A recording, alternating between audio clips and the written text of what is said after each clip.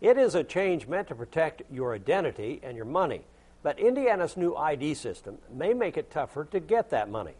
News 10's Joe Ostrowski explains why.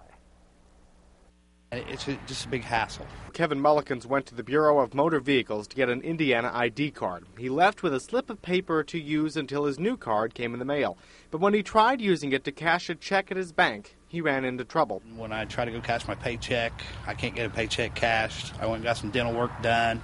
I needed prescriptions. Went to Walmart, tried to get the prescriptions, and they wouldn't give me prescriptions because they said it wasn't a valid ID. He says he's not alone. I ran into a guy the other day at the check casher place that was diabetic, an old man. He couldn't even get his insulin because he had this new paper ID. Officials with the BMV say those paper slips aren't meant as valid IDs. Instead, they could be used to drive or vote during the time it takes the state to check someone's identity. It gives us time to accurately check the documents that are being presented to us, as well as do some facial recognition checks. BMV spokesman Craig Lubson says there are no set standards for the temporary cards. That's because until the state issues a final ID or driver's license, it can't vouch for the person's identity. It's up to each business to decide whether they want to accept those as proof of identity. That all seems pretty confusing to Mullikins. Valid for voter registration.